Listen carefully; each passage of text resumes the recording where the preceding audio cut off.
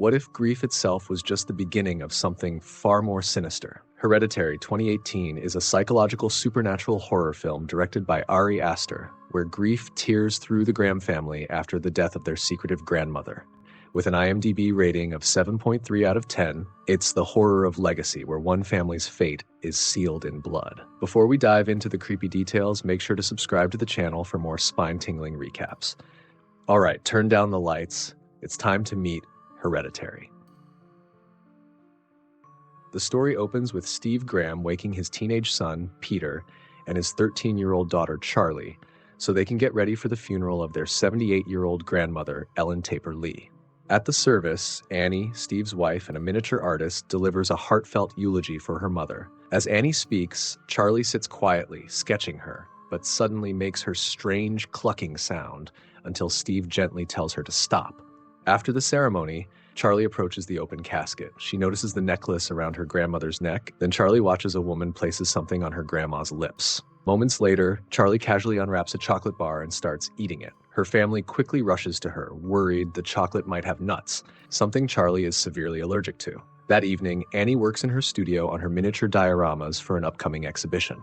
Steve checks in on her for a moment before heading to Peter's room to say goodnight. Meanwhile, Annie spends time with Charlie, who seems more upset about Ellen's death than anyone else. Annie tries to comfort her by saying she was Grandma's favorite, but Charlie insists that her grandmother always wished she had been a boy. Charlie then asks who will take care of her if Annie dies. Annie gently reassures her that Steve or Peter will be there for her. As Annie leaves the room, she notices the word Satoni written on Charlie's wall. Later, Annie goes to her studio and looks through her mother's old memory book. As she's leaving the room, she suddenly sees her mother Ellen standing in the dark, smiling at her. Startled, Annie quickly turns on the light, but no one is there. Shaken by the vision, she covers up one of her miniature dioramas, which shows Ellen trying to breastfeed baby Charlie. The next day at school, Charlie sits quietly in class when a bird suddenly flies into the window and dies. After class, she goes outside, takes a pair of scissors, and calmly cuts off the bird's head before slipping it into her pocket. Across the street, a strange woman stands watching her. The woman raises her hand and waves at Charlie, who stares back in silence. At home, Annie is working in her studio when she notices that the door to her mother's old room is open. Curious, she looks inside and sees a large triangle symbol drawn on the floor. Disturbed, she shuts the door and later asks Steve if he has gone to her mother's room. Steve tells her he hasn't. Annie explains that the door was wide open, so Steve decides to lock it to keep it from bothering her again. Then Steve receives a phone call from the cemetery. They inform him that Ellen's grave has been desecrated. When Annie asks about the call, Steve tells her it was just about a payment, choosing not to reveal the truth. Annie tells Steve she's going out to see a movie, but instead, she drives to a grief support group meeting. At the meeting, Annie is hesitant to speak at first, but then suddenly opens up about her family's dark past. She explains that her mother suffered from dissociative identity disorder and dementia. Her father had psychotic depression and starved himself to death, while her brother, who was schizophrenic, ended his own life.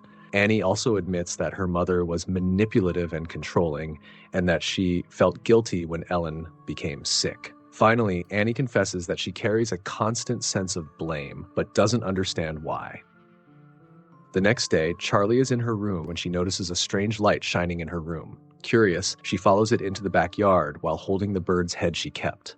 Meanwhile, Annie gets a mail from the gallery owner asking about her progress on the new pieces, so she goes to her studio to take pictures of her work. Just then, Peter comes in and asks if he can take the car to a school party. Annie agrees, but only if he takes Charlie along. Out in the field, Charlie sees a vision of her grandmother standing in the middle of flames. Startled but drawn to it, she makes her familiar clicking sound as if calling to Ellen. Suddenly, Annie storms out, scolds her for being outside in the cold, and drags her back inside. When Charlie insists she wants her grandmother back, Annie tells her she has to go with Peter to the party, hoping she might spend time with other kids. On the way to the party, Peter grows irritated as Charlie keeps making her clucking sound. Once there, Peter notices a girl named Bridget sitting alone on the couch.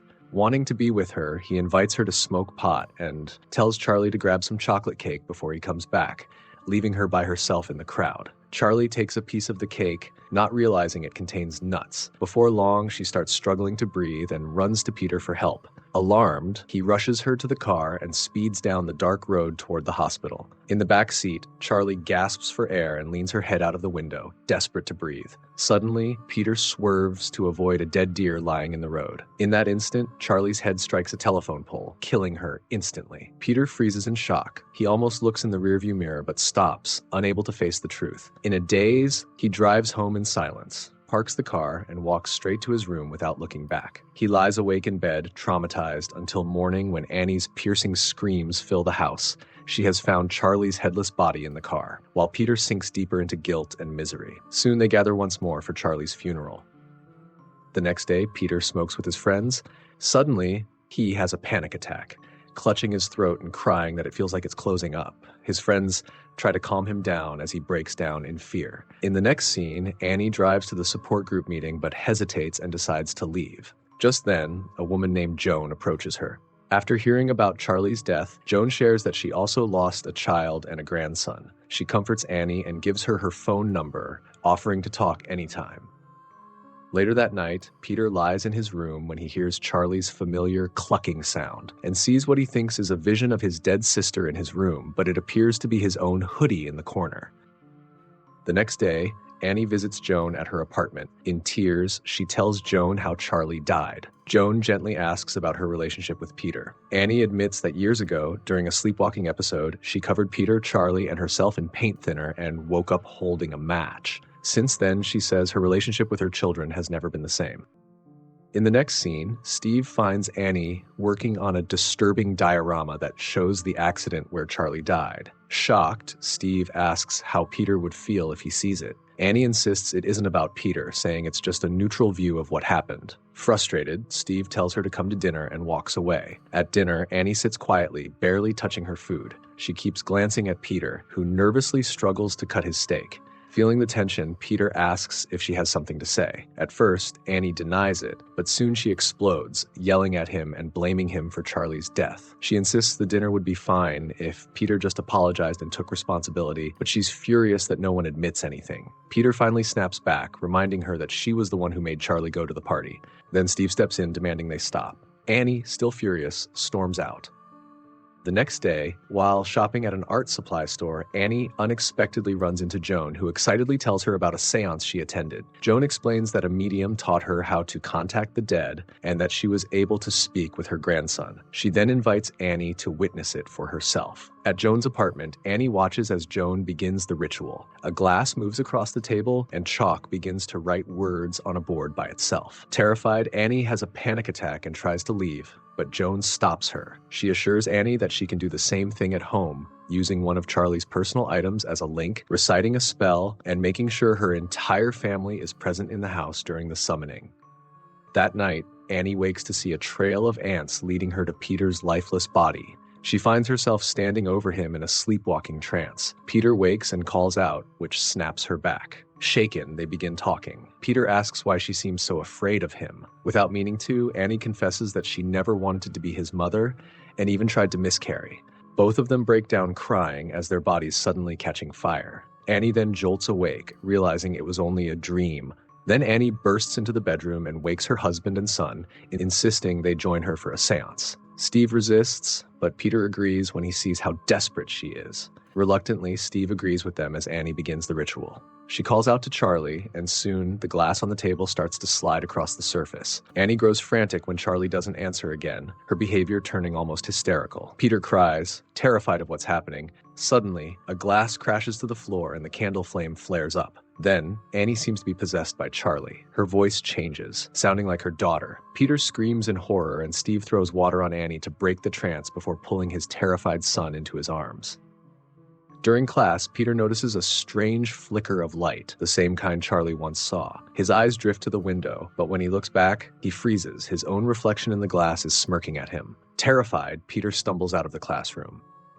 In the following scene, Steve calls Annie. He explains that Peter phoned from school, terrified, saying he feels like an evil spirit is after him. Steve warns Annie to stop behaving strangely, reminding her that he still has a son to protect, before hanging up. Not long after, Annie receives another call from the art gallery. Overwhelmed by the pressure, she snaps, breaking a miniature chair by accident, then destroying everything in her studio in frustration.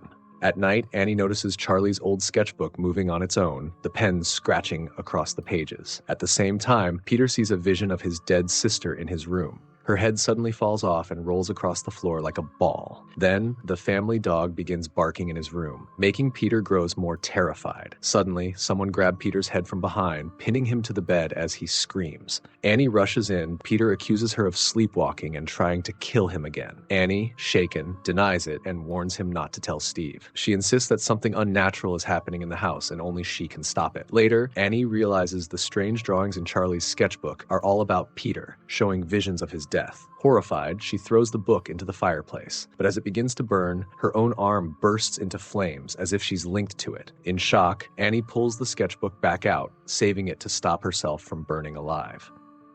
The next day, Annie goes to Joan's apartment for help, but Joan isn't there. Inside, we see the place filled with strange witchcraft objects. On the table, a photo of Peter is placed inside a ceremonial triangle, surrounded by Charlie's old crafts. Annie notices a familiar symbol on Joan's rug, the same one she's seen before. Panicked, Annie rushes back home to search through her mother's belongings. Meanwhile, at school, Peter hears Joan shouting from behind the fence, "I expel you!" Startled and confused, he looks around, unsure if she's yelling at him. Back at home, Annie finds a book explaining how the demon Paimon can take over the weakest person in a family. She realizes the strange symbol she's been seeing is connected to him. Looking further, Annie discovers photos of Joan with her mother, Ellen, proving they were part of a coven devoted to summoning Paimon in exchange for wealth by placing him inside a male body. Horrified, Annie goes to hide her mother's belongings in the attic, only to discover Ellen's headless corpse with the symbol of Paimon beside it.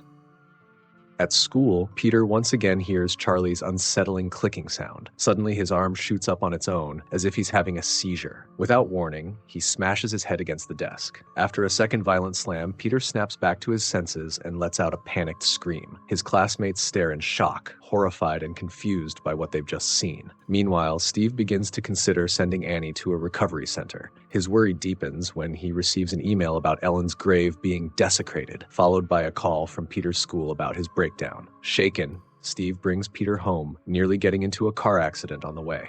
The close call leaves him in tears, overwhelmed by how badly his family is falling apart. Later that night, while Peter sleeps, Annie tells Steve that her mother's body is in the attic and that it's been beheaded. Skeptical but uneasy, Steve checks for himself and is horrified to find she's telling the truth. Confused about why Annie hasn't called the police, he listens as she insists that the authorities can't help them. As she talks about her mother, Joan, and their group devoted to Paimon, even shows Steve pictures of Joan and Ellen wearing the Paimon symbol. She tells him their family was cursed when she tried to contact Charlie. Steve, worried, asks if she really went to the movies that night or if she dug up her mother's grave, but Annie denies it. She then explains that Charlie's sketchbook showing Peter's death and begs Steve to burn it to save their son. Steve refuses, saying she needs help and should go to a recovery center.